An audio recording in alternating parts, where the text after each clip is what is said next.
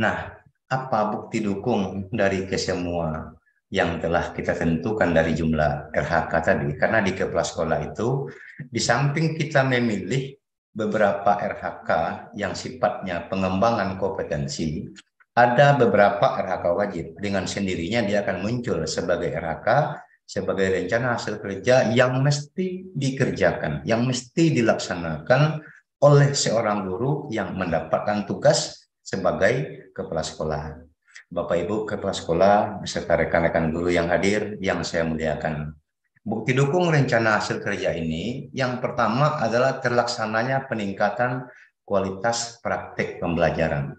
Bukti dukungnya nanti adalah hasil penilaian observasi yang menggunakan formulir D.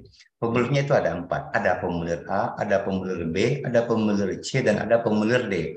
Formulir D itu adalah nanti proses akhir di bulan Juni untuk dijadikan sebagai bukti dukung. Formulir A itu kan yang sekarang ini yang sedang digunakan oleh kepala sekolah ketika dia berdiskusi dalam rangka membuat perencanaan observasi di bulan Februari. Itu formulir A. Nanti formulir B-nya nanti kepala sekolah menggunakan pelaksanaan observasi di bulan Maret. Kemudian formulir C-nya Bapak April dengan Mei nanti adalah formulir tindak lanjut. Sehingga hasil akhir dari itu dituangkan ke dalam formulir D. Kemudian yang kedua, meningkatnya praktik kinerja kepala sekolah melalui observasi kinerja praktik pembelajaran itu juga ini dijadikan sebagai hasil penilaian observasi kinerja kepala sekolah yang menggunakan formulir D. Ini tadi yang saya sampaikan Bapak Ibu bahwa ini ada 8, tapi salah satunya kemarin ini sudah kita tentukan, dipilih berdasarkan rekomendasi dari rapor pendidikan seperti yang saya sampaikan di awal tadi. Baik itu nomor 1, nomor 2, nomor 3, dan nomor 4 itu adalah fokusnya salah satu. Ini jumlahnya sampai 8 Bapak Ibu. Kemudian yang nomor 3, yang saya ulangi, nomor 1 sampai 8 ini kan pilihan salah satunya kemarin, karena tapi dalam fitur pengelolaan kinerja platform Merdeka Mengajar itu semuanya dimunculkan, tapi cuma kita tinggal pilih satu.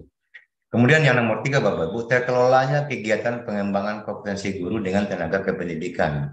Nah, apa tugas kepala sekolah di sini Bapak Ibu? Rekapitulasi bukti dukung pengembangan kompetensi guru. Jadi kepala sekolah bertugas untuk membuat rekapitulasi tentang bukti dukung pengembangan kompetensi guru. Guru saya ini memilih RHK-nya sebagai peserta pada kegiatan pelatihan bimbingan teknis di bidang pendidikan, mendapatkan sertifikat bidang pendidikan, kebudayaan, riset, dan teknologi. Berapa orang guru yang memilih ini? Berapa kegiatan yang dipilih oleh satu orang guru? Maka kita sebagai kepala sekolah membuat rekapitulasinya. Untuk apa tujuannya? Untuk memberikan pantauan, observasi kepada guru RHK mana saja yang belum terlaksana oleh guru untuk mendapatkan bukti dukungnya. Oleh karena itu Bapak Ibu tinggal nanti meminta kepada guru kita perkembangan tindak lanjut dari RHK yang mereka pilih untuk mempersiapkan atau mendapatkan bukti dukungnya. Kemudian penggerak komunitas belajar dengan mengadakan minimal 3 kegiatan berbagi praktik baik. Nanti ini tadi yang saya bilang Bapak Ibu, bahwasanya sekolah harus menggerakkan komunitas belajar yang selama ini kita sebut dengan Kombel. Nah, di sekolah itu bisa membuat minimal 3 kegiatan. Kalau pengurus Kombel itu dijadikan sebagai RHK, itu jumlah poinnya 36 Bapak Ibu, sudah melebihi dari 32 poin minimal. Tapi penggerak Kombel tinggal membuatkan kegiatan. Jangan sampai tidak ada kegiatannya. Silakan Bapak Ibu kepala sekolah diklasifikasi kegiatan apa yang mesti kita buat dalam 3 tentang kegiatan ini untuk meningkatkan kompetensi guru kita di lingkungan sekolah kita yang juga wadahnya adalah komunitas belajar. Atau mau ikuti Kombel yang sudah ada, boleh Bapak Ibu. Tapi bagaimana nanti kita dapat berpartisipasi dalam Kombel itu. Kemudian peraih pengakuan atau penghargaan. Jadi kalau Bapak Ibu dapat penghargaan sebagai kepala sekolah berprestasi, guru teladan, kepala sekolah teladan dan segala macam, itu nanti bukti dukungnya piagam. Nah, narasumber berbagai praktik baik. Nah, kalau Bapak Ibu sebagai narasumber, itu bukti dukungnya sertifikat. Umpamanya Bapak Ibu diberi kesempatan untuk sebagai narasumber pada Komel atau komunitas belajar dalam rentangnya 2 sampai 3 jam, maka peran Bapak Ibu sebagai narasumber itu dibuktikan dengan bukti fisik atau bukti dukung dalam bentuk sertifikat. Kemudian penyusun perangkat ajar yang dapat dibagikan oleh guru atau kepala sekolah. Nah, ini perangkat ajar yang terbit di PMM. Nah, dia boleh Bapak Ibu di PMM kita ada fitur perangkat ajar. Jadi diharapkan kepada Bapak Ibu guru, kepada Bapak Ibu kepala sekolah, mari kita buat sebuah contoh modul ajar atau RPP yang bagus, nanti kita kirimkan ke PMM. Jadi nanti di PMM itu sudah ada nanti apa namanya modul ajar atau RPP yang kita kirimkan itu nanti dikurasi. Ada kurator nanti yang akan menyeleksi. Nanti Bapak Ibu dinyatakan bahwa RPP Ibu guru yang bersangkutan sudah dimuat di platform Merdeka Mengajar atau sudah terbit di platform Merdeka Mengajar. Kemudian Bapak Ibu menyusun cerita praktik yang dapat dibagikan kepada guru dan kepala sekolah. Ini cerita praktik yang terbit juga di PMM. Jadi boleh buatkan cerita praktik baik, nanti masukkan di PMM. Atau menelaah aksi nyata teman sejawat yang dihasilkan oleh guru. Jadi kalau pada platform Merdeka Mengajar itu ada fitur pelatihan mandiri. Di pelatihan mandiri itu ada beberapa topik. Topik itu ada yang diwajibkan kepada guru, ada yang diwajibkan kepada kepala sekolah, ada yang diwajibkan kepada guru dan kepala sekolah. Nah, Bapak Ibu guru yang membuat aksi nyata, yang mengirimkan aksi nyata di platform Merdeka Mengajar, maka aksi nyata yang Bapak Ibu itu bisa ditelaah. Umpamanya aksi nyata yang Ibu A ini masih belum bagus atau masih perlu perbaikan, silakan ditelah di mana kurangnya, nanti dibuatkan laporannya. Laporan itu nanti bisa juga dijadikan sebagai bukti dukung atau pilihan daripada RHK kita. Kemudian Bapak Ibu yang saya muliakan, menelaah perangkat ajar yang dihasilkan oleh guru atau kepala sekolah. Perangkat ajar yang dibuat di sekolah itu perlu Bapak Ibu ditelaah. Kenapa perlu? Apakah tujuan capaian pembelajarannya itu sudah runtut dengan TP pengelolaan pengajaran atau media pembelajarannya atau materi ajar yang akan disampaikan kepada siswa. Ini perlu ditelaah. Tujuannya apa? Untuk perbaikan-perbaikan, untuk melahirkan modul ajar yang lebih baik. Sehingga masukan-masukan, telahan-telahan dari teman sejawat, dari kepala sekolah kita itu sangat dibutuhkan. Dan kepala sekolah juga perlu memberikan masukan setidaknya nanti ketika melakukan observasi. Di bulan Maret kepala sekolah semuanya wajib melakukan observasi atas RHK-RHK yang telah dipilih oleh guru-guru kita di sekolah kita masing-masing. Kemudian partisipasi observasi praktek pembelajaran. Ini Pak, diobservasi mulai dari persiapannya, pelaksanaannya, diskusi tindak lanjut bersama rekan sejawat. Jadi ini boleh dengan teman kita sesama guru, boleh dengan kepala sekolah. Ini juga dalam bentuk laporan. Atau umpama sebagai coach, sebagai mentor, fasilitator, ada Bapak Ibu yang sebagai PP, pengajar praktik, nanti ada sertifikatnya. Sertifikatnya itu dapat dilihat sebagai bukti dukung. Kemudian partisipan sebagai kegiatan seminar. Nah, seminar Bapak Ibu atau lokatorya atau konferensi atau simposium. Bila ada kegiatan seminar 2-3 jam misalkan atau seminar dalam bentuk apapun yang berkaitan dengan pendidikan, kompetensi kita sebagai guru, maka silakan diikuti. Seminar ini maksudnya adalah seminar yang berhubungan pada bidang pendidikan.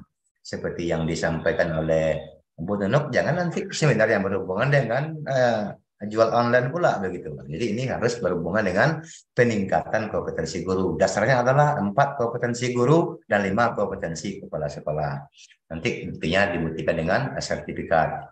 Kemudian ada peserta coaching atau mentoring. Tadi ada coachnya, ada coachingnya, ada mentornya, ada kegiatan mentoringnya. Tentu kita bisa saja kalau kita belum coach, belum mentor, belum PP, pengajar praktik, maka sebagai peserta saja dulu pada kegiatan itu.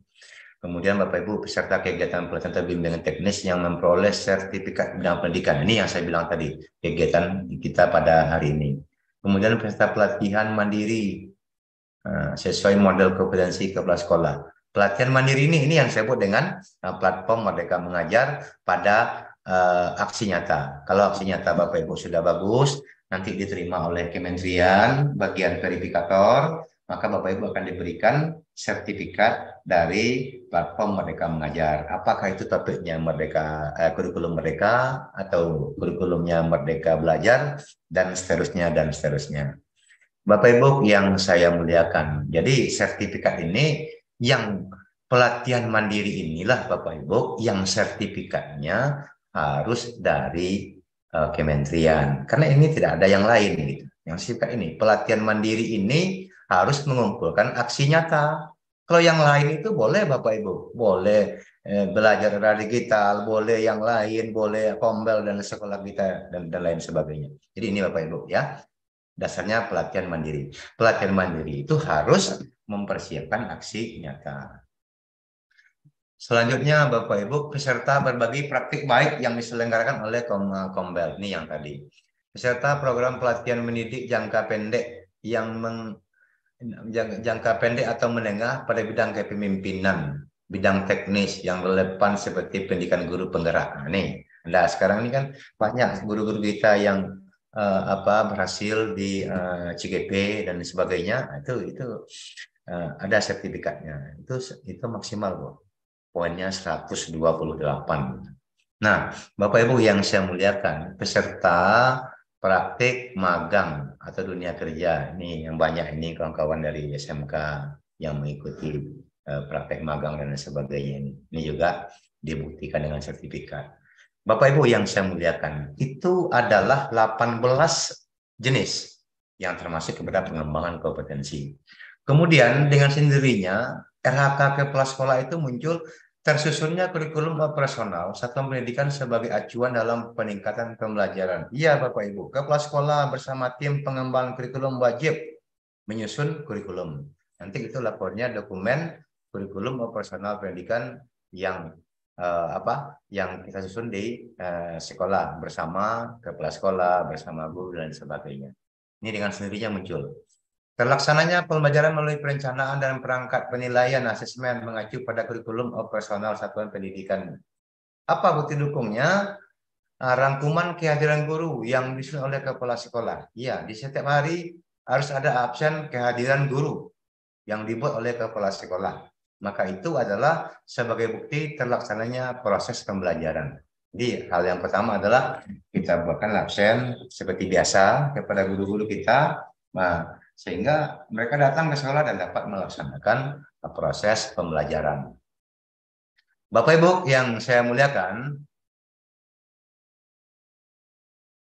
terkelolanya penugasan guru dan tenaga pendidikan untuk mewujudkan penyelenggaraan pendidikan pembelajaran yang berkualitas. Surat keputusan, surat tugas untuk penugasan guru. Iya Bapak Ibu, selama ini kita sudah buat namanya SK pembagian tugas. Guru A dapat tugas ini, guru B dapat tugas ini, mengajar ini, jumlah jamnya sekian, dan lain sebagainya. Ini sudah biasa, tapi sekarang Bapak Ibu, semuanya itu dimasukkan ke dalam RHK pokok. Dimasukkan dalam RHK wajib, yang dipilih hanya pengembangan kompetensi tadi saja. Terkelolanya penugasan guru dan tenaga kependidikan untuk mewujudkan penyelenggaraan pembelajaran yang berkualitas. Surat tugas atau penugasan guru yang dalam bentuk surat tugas tadi. Tersusunnya perencanaan serta pendidikan yang berorientasi pada peningkatan pembelajaran.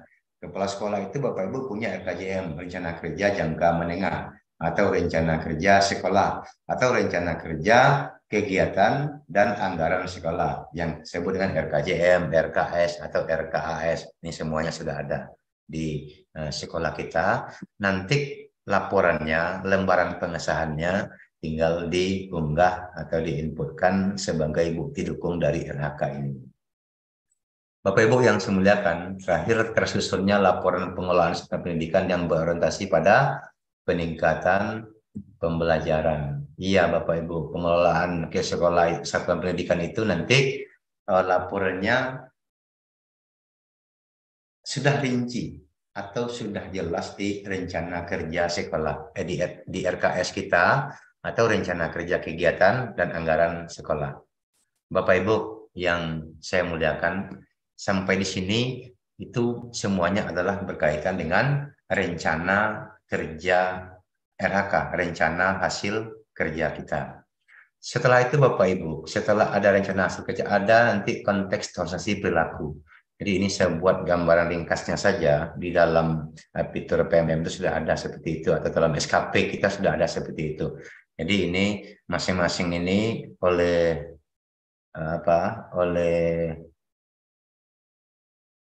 BKN itu disebut berakhlak, berorientasi layanan, akuntabel, kompeten, harmonis, loyal, adaptif, dan kolaboratif.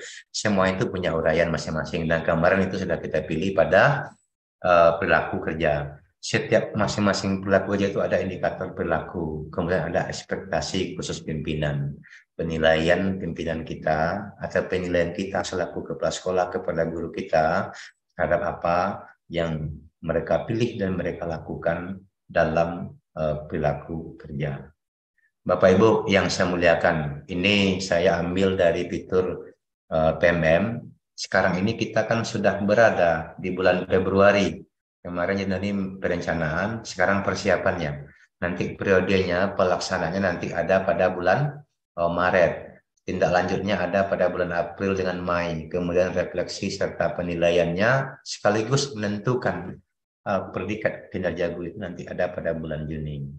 Jadi itu Bapak Ibu yang saya muliakan, karena sekarang ini kita berada di bulan Februari, seperti yang saya sampaikan pada awal tadi, bahwa kita saatnya sekarang ini untuk berdiskusi lagi dengan guru untuk membuat jadwal periode observasi. Periode observasi nanti di bulan Maret, tetapi sekarang kita sudah tentukan jadwalnya. Seperti yang sampaikan tadi, guru A itu kapan dia masuk di kelas berapa dan jam berapa, hari apa dan tanggal berapa. Di kesemuanya itu ditentukan pada bulan Februari ini.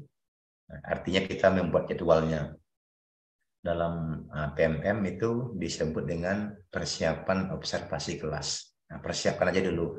Mungkin nanti guru masih kurang bagus RPP-nya atau modul ajarnya, silakan diperbaiki lagi. Mumpung kepala sekolah nanti masuknya di bulan Maret.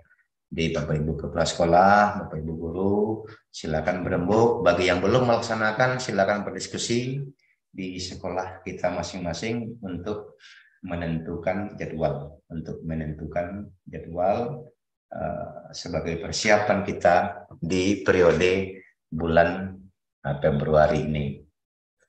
Kemudian Bapak Ibu, nanti ada pemulir yang saya bilang tadi, pemulir A. Ini contohnya Bapak Ibu. Februari itu kan persiapan observasi kelas. Ini contoh format A yang perlu Bapak Ibu siapkan di persiapan observasi ini.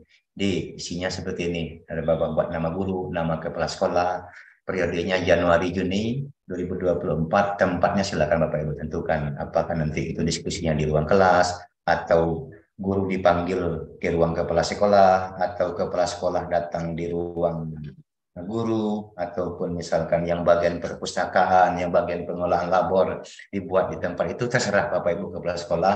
Silakan diatur sedemikian rupa bersama guru dan kepala sekolah dalam menentukan persiapan observasi kelas ini.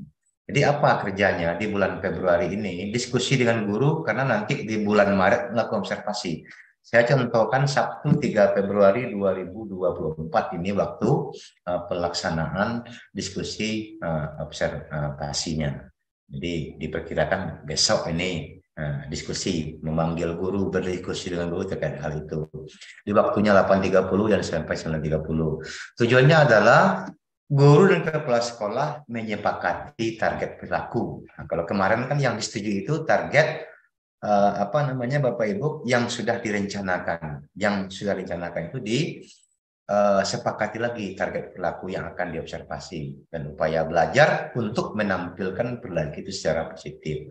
Guru dan kepala sekolah menyepakati jadwal observasi kinerja beserta kelengkapan yang dibutuhkan dalam melakukan observasi kinerja. Ini sudah ada ditentukan dalam pendirian itu, dalam aturan ini di perumahan ini sudah ditentukan. Saya mengambil ini berdasarkan peraturan yang ada.